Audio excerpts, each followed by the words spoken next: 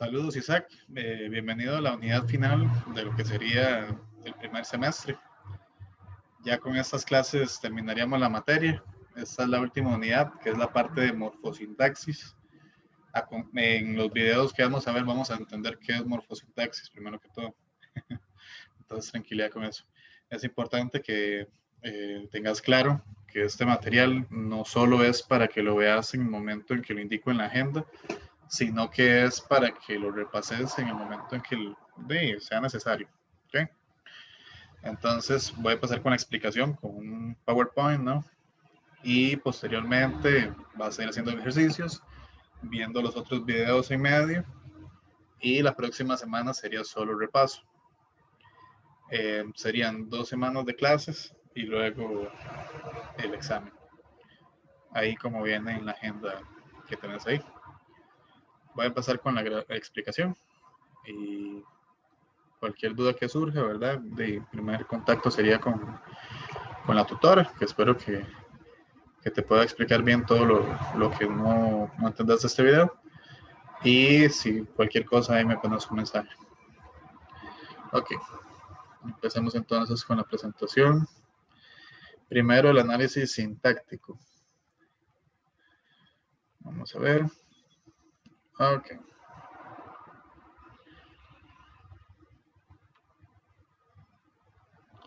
Ok. Para esta última unidad vamos a ver dos tipos de análisis. Las oraciones que vamos a ver se pueden analizar de dos formas. Con un análisis sintáctico y con un análisis morfológico.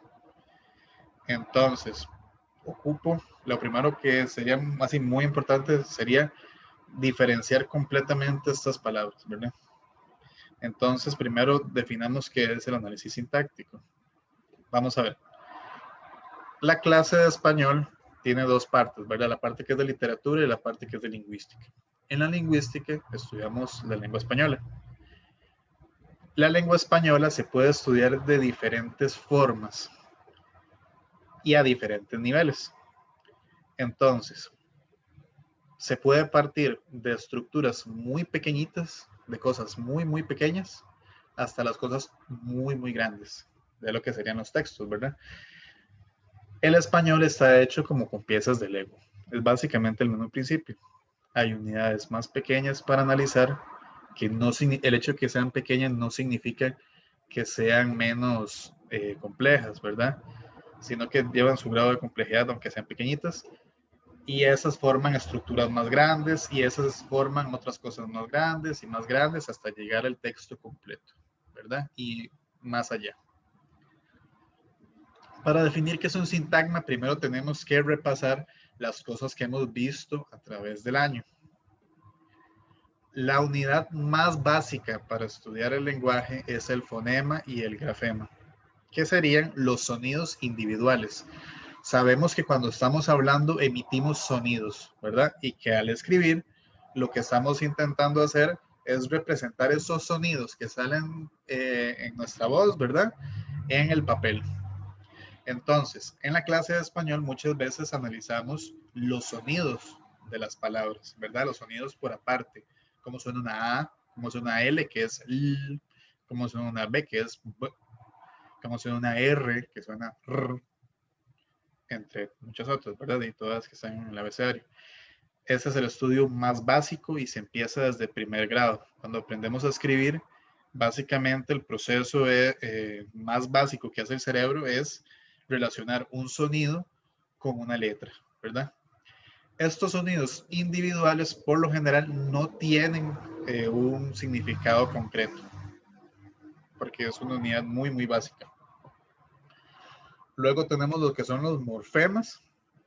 Los morfemas son los pedacitos de las palabras.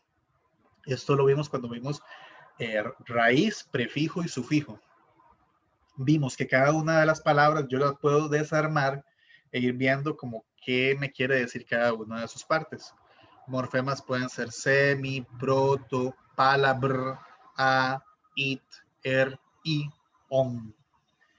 Son pedacitos de palabra que contribuyen con el significado final de la palabra, pero en sí no tienen un significado completo.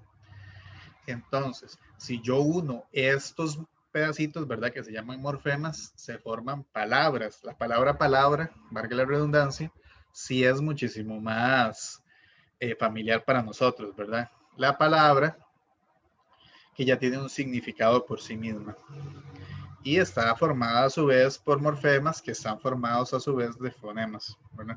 Entonces, podemos formar las palabras palabra, protopalabra, semipalabra, palabrita, palabrería, palabrón. Y podríamos decir que, por ejemplo, la diferencia entre palabra y palabrita, sabiendo que it es como algo pequeño, ¿verdad? Entonces es una palabra pequeña. O palabrón, que sabemos que on es un aumentativo, entonces ya no significa lo mismo. Semipalabra, sabemos que semi es como casi, ¿verdad? Como a la mitad. Entonces una semipalabra es algo que casi, casi es una palabra. Y así. Luego con las palabras formamos sintagmas y oraciones. Primero vamos a hablar de las oraciones porque es lo más familiar y luego del sintagma para que me entiendas. La oración ya es un significado completo. Nosotros cuando nos comunicamos, ya sea hablando por un mensaje de WhatsApp, en un correo electrónico, cuando hacemos un cuento, cuando hacemos poesía, utilizamos oraciones, ¿verdad? Que ya es un significado completo, tiene sujeto y tiene predicado. Entonces, por ejemplo, la palabra escrita en la pared era una palabra hermosa hace 100 años, ¿verdad? Entonces, esa oración que tiene un significado completo, podemos dividirla en partes. Por ejemplo, tenemos este primer sintagma, la palabra escrita en la pared se refiere a algo muy concreto, ¿verdad? Es una palabra que está escrita en una pared. Ya, digamos, es todo este conjunto de palabras es necesario para dar a entender eso, porque tal vez no tengamos una palabra concreta para hablar de la palabra escrita en la pared, ¿verdad? De tal vez graffiti. Pero, digamos, todas esas esas cuántas serían, 2, 4, 6 palabras son necesarias para entender que yo me estoy refiriendo a esa palabra. O, por ejemplo, que yo diga el niño que está sentado en la esquina. Es un conjunto de palabras que todas, digamos, construyen el significado de un niño específico que está sentado en la esquina, ¿verdad? Para yo referirme a ese niño, yo necesito una serie de palabras que no son una oración completa, pero ya se refieren a una idea más compleja que una palabra solita. Igual tenemos era y tenemos una palabra hermosa y hace 100 años. Hace 100 años, por ejemplo, son 3 palabras que me ayudan a mí a explicar el tiempo. ¿Cuándo? Hace 100 años. ¿Qué era esa palabra? Una palabra hermosa. Una palabra hermosa es algo que yo no puedo separar porque si yo lo separo no significa lo mismo. Es un conjunto, entonces el sintagma es un conjunto de palabras que forma un significado más complejo que una sola palabrita, una palabra sola, digamos, y que si yo uno varios sintagmas, logro formar una oración. Entonces, bueno, aquí hay algunos ejemplos, ¿verdad? El fonema, ¿verdad? Que es el sonido solito y que puede, ¿cómo se llama? Corresponder a una escritura diferente. Por ejemplo, el sonido A en un idioma puede ser este símbolo, ¿verdad? Como en el nuestro. Puede ser este otro o puede ser este otro. La escritura en sí no importa, lo que nos interesa es el sonido. Luego teníamos la cuestión del significante y el significado, pero eso vamos a dejarlo por afuera en este momento.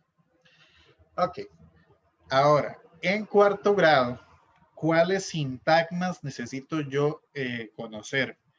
A medida que vaya pasando los grados, en quinto va a ser más complejo, en sexto va a ser más complejo, en el cole se van a ver otras cosas.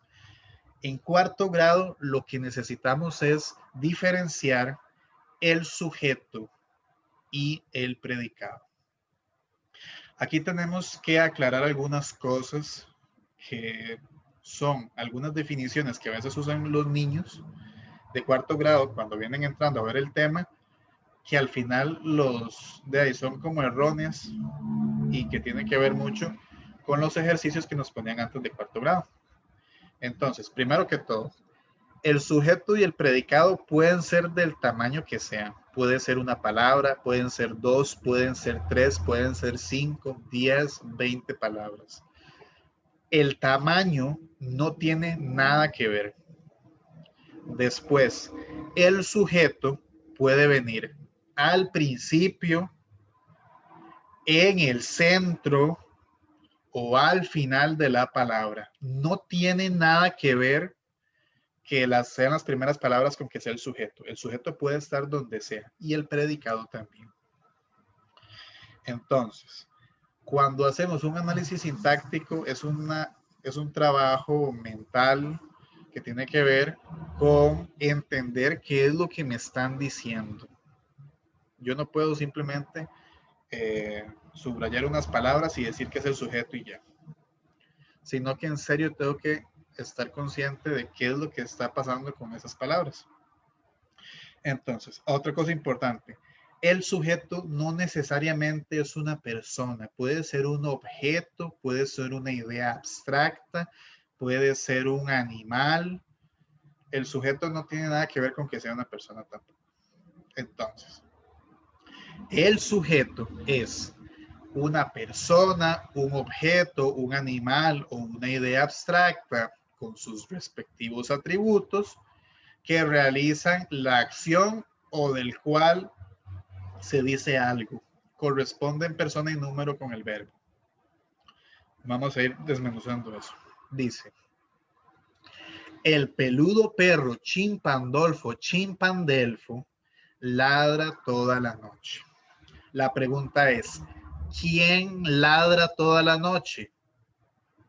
Entonces uno puede decir el perro. Pero este es un perro muy específico, no es cualquier perro, es el peludo perro Chimpandolfo Chimpandelfo. Esto que está señalado en verde es el sujeto de la oración. Es un sujeto extenso, ¿verdad? Pero eso no significa nada. ¿Okay? El peludo perro Chimpandolfo y Chimpandelfo es el sujeto de la oración porque es quien ladra.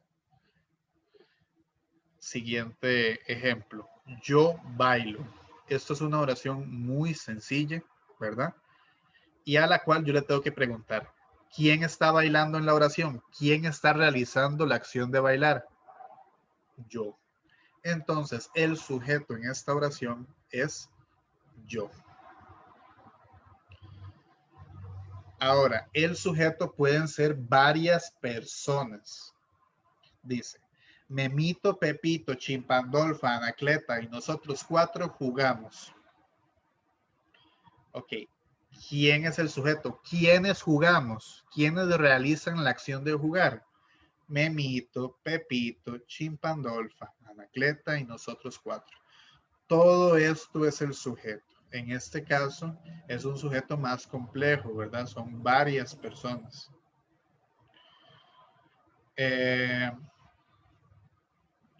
Siguiente ejemplo. Con Pancracio siempre jugamos Minecraft, Clodomiro y yo. ¿Quiénes jugamos Minecraft? Clodomiro y yo. Aquí es importante algo más. A veces en esta oración tiene una trampa importante, que es, algunos estudiantes me dicen, profe, ¿y Pancracio no es sujeto? No. Para saber si es sujeto, yo puedo agarrar lo que yo creo que es el sujeto y le pongo el verbo a la par. Por eso es que arriba dice que corresponden persona y número con el verbo. El verbo y el sujeto tienen que coincidir. Si yo digo Clodomiro y yo jugamos, o sea, nosotros, está bien. Pero si yo digo con Pancracio jugamos, con Pancracio no puede ser un sujeto. Pancracio es una persona que nos acompaña, pero no es el sujeto porque yo no puedo decir Pancracio jugamos, ¿verdad? Sería los que jugamos somos entonces Clodomiro y yo. Aquí hay que entender, digamos, que cuando hacemos un análisis sintáctico, no es tanto como de analizar mucho más allá de Pancracio está jugando, no está jugando, no es como hacer una comprensión de lectura, ¿verdad? Sino es ver cuál sintagma es el que calza con el verbo, ¿ok? Entonces, en este caso, como jugamos, tiene que ser entonces Clodomiro y yo. Lo mismo pasa con la siguiente oración. Ayer ella y él comieron helado donde mi abuela. ¿Quiénes comieron helado? Ella y él es el sujeto. La abuela no puede ser sujeto porque yo estoy hablando que estamos en la casa de mi abuela, pero la abuela en ningún momento hace nada. Ahí es donde hay que tener mucho cuidado. Uno de los principales ejercicios que puedes hacer y que tu tutora te puede ayudar cuando los estés haciendo es buscar primero cuál es la acción. Porque si encontrar la acción, por ejemplo, ladra, bailo, jugamos y comieron, ya con esa acción es muy fácil encontrar el sujeto. Sin esa acción se complica un poco más. Lo otro es el predicado. El predicado es todo lo demás. Es todo lo que no es el sujeto. Es lo que se dice del sujeto o lo que hace el sujeto. Además, cuando lo hace, dónde lo hace, cualquier cosa que no sea el sujeto es el predicado. Entonces, por ejemplo, el peludo perro Chimpandolfo Chimpandelfo, ¿qué hizo? Ladra toda la noche. Ese es el predicado. Entonces, sujeto, predicado. Yo bailo. ¿Qué hago yo? Bailo. Bailo es el predicado, aunque sea una palabra solita. Memito, Pepito, Chimpandolfa, Anacleta y nosotros cuatro, ¿qué hacemos? Jugamos. Entonces jugamos es el predicado. Con Pancracio siempre jugamos Minecraft, Clodomiro y yo. ¿Qué hicimos Clodomiro y yo? Con Pancracio siempre jugamos Minecraft. Y a veces el predicado incluso puede estar partido en dos. Por ejemplo, ¿qué hicieron ella y él? Comieron helado donde mi abuela ayer. Básicamente todo lo que no es ella y él hay que marcarlo como un predicado. Posteriormente lo que tenemos que también entender es la cuestión de los núcleos. El núcleo es la palabra más importante de cada uno de los dos. Para encontrar el núcleo de un sujeto tenemos que referirnos a la palabra más importante para entender de qué estamos hablando. Vamos a ver, por ejemplo, esta oración tiene un sujeto exageradísimo, ¿verdad? Es un sujeto gigante y un predicado pequeñito. Los maravillosos y un poquito asquerosos cerdos explosivos del espacio sideral explotaron. Con una palabra, ¿quiénes explotaron? Cerdos. Es la palabra más importante. ¿Por qué? ¿Quiénes son maravillosos? Los cerdos. ¿Quiénes son un poquito asquerosos? Los cerdos. ¿Quiénes son explosivos? Los cerdos. ¿Quiénes son del espacio sideral? Los cerdos. Cerdos es el núcleo porque es la palabra más importante y todo lo demás en el sujeto habla de él. ¿Ok? Entonces, es por ejemplo cuando hablamos del núcleo de la Tierra, ¿verdad? Es como esa parte central y todo lo demás lo rodea. O cuando hablamos del núcleo de una célula, ¿verdad? Que es lo que está en el puro centro, bueno, en la mayoría de las células, ¿no? Y lo demás lo rodea, ¿verdad? Es como la parte más importante. Lo mismo pasa aquí. Ahora, cuando hay una oración donde el sujeto solo tiene una palabra, como yo juego con mis amigos toda la tarde, el sujeto es ¿quién juega? Yo. Entonces, yo es el sujeto y el núcleo del sujeto tiene que ser yo porque no hay otra palabra. Si solo hay una palabra, esa palabra tiene que ser el sujeto. Después dice, los audífonos de mi abuela son muy útiles. ¿Qué son muy útiles? Los audífonos. Entonces, audífonos es la palabra más importante. ¿Los qué? Los audífonos. ¿Qué es de mi abuela? Los audífonos. El núcleo del sujeto no puede ser abuela, por ejemplo, porque yo no estoy hablando de la abuela. De lo que estoy hablando es de los audífonos, en específico, audífonos. La palabra más importante de ese sujeto. Y en cuanto al predicado, el núcleo del predicado es el verbo, ¿verdad? Si ya practicaron la cuestión de buscar el verbo en una oración, esto se vuelve muy, muy fácil. Los audífonos de mi abuela son muy útiles. Son muy útiles es el predicado. ¿Y cuál es la acción? Son, ¿verdad? Aquí es importante también algo. El verbo, por lo general, nos decían que era una acción, pero hay algunos verbos que no son acciones. Los voy a decir en este momento para que queden clarísimos y tal vez puedan practicarlo más adelante con la tutora. Los verbos engañosos son el verbo ser, el verbo estar, parecer, poder, existir, entre otros. Haber también, pero el verbo haber no creo que lo pongan. Entonces, hay que ir identificando eso. Igual, la vida es bella. La vida es el sujeto, es bella, es el predicado y el núcleo sería el verbo ser. Es. Este sería el núcleo. Es. Quédate conmigo, todo predicado, es el núcleo sería la acción, ¿verdad? ¿Qué es lo que va a hacer? Quedarse. Quédate sería el núcleo. Y el núcleo del predicado de la siguiente oración, todas las noches soñaremos con jaguares y estrellas. ¿Qué vamos a hacer? Soñaremos. ¿Ok? Vamos a ver un toquecito en la, ¿cómo se llama? En la pizarra de Zoom. Cómo hacer el análisis sintáctico a mano. En el examen va a venir a hacerlo, digamos, con marques con X y todas esas cosas porque realmente es complicado hacerlo de otra forma en el examen. Pero en las fichas sí es bueno que lo practiques porque así se va a hacer el resto de años. Entonces, ¿cómo se hace un análisis sintáctico? Vamos a poner 3 oraciones. Los hermosos tigres de la selva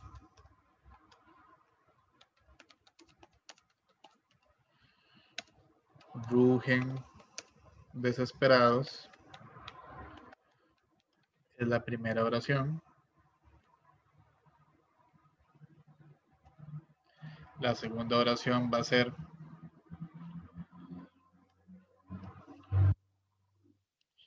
ayer mi querida abuela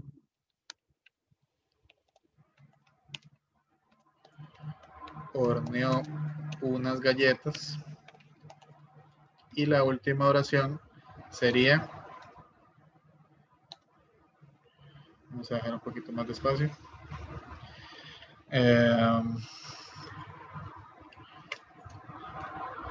Son muy divertidos y amigables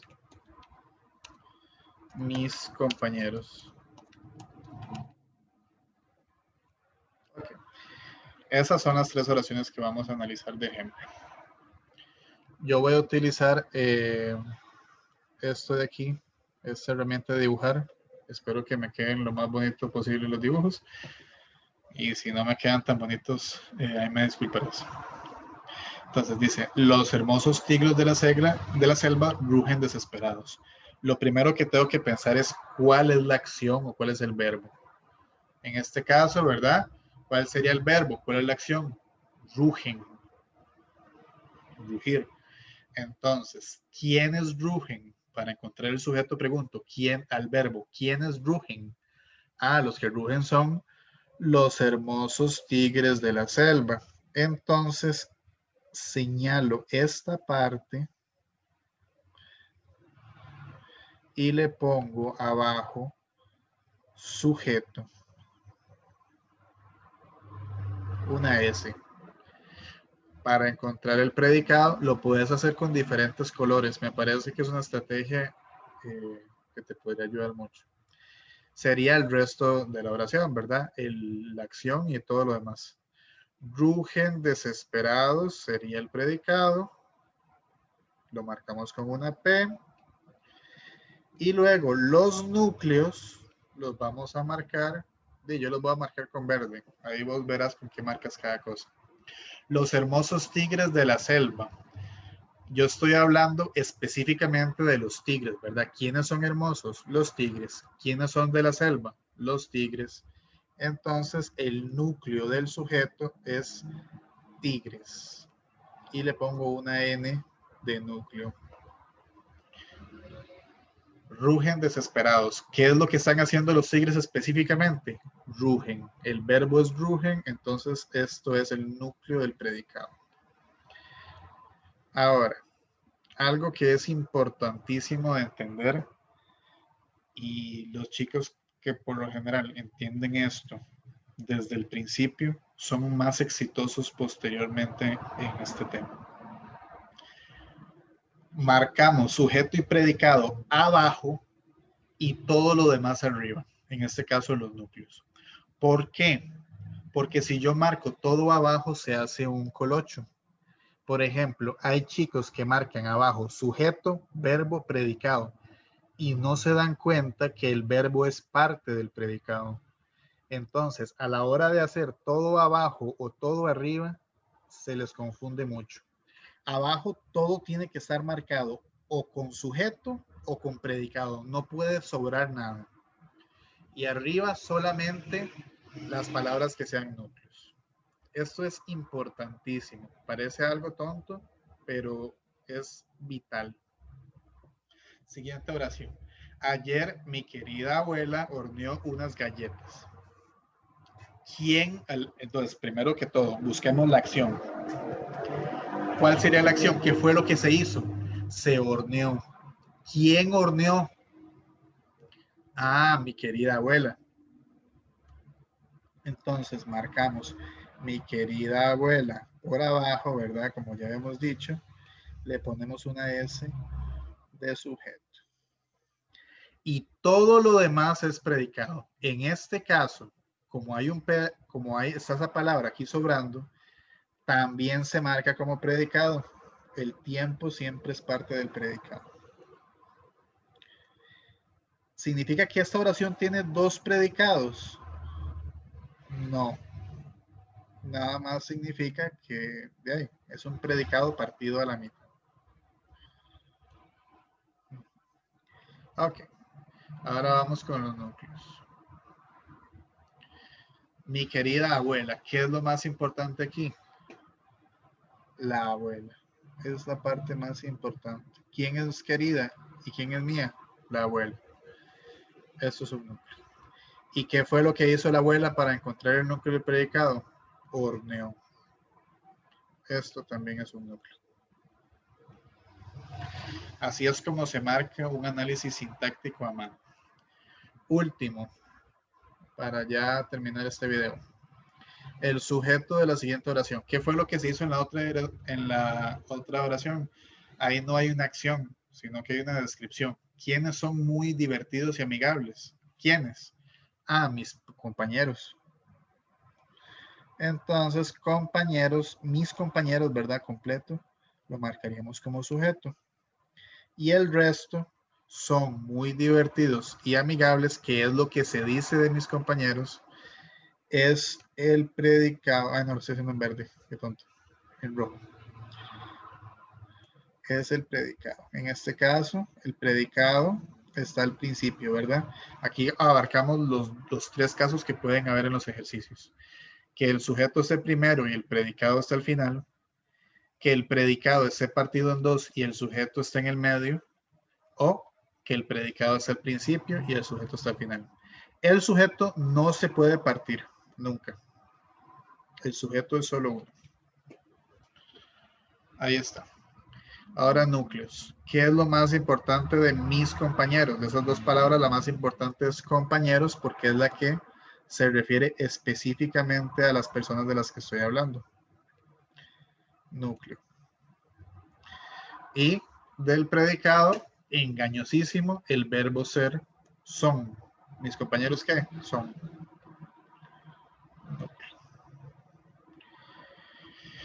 Y con eso estaríamos en la primera parte de sintaxis. El siguiente video es de sujeto tácito.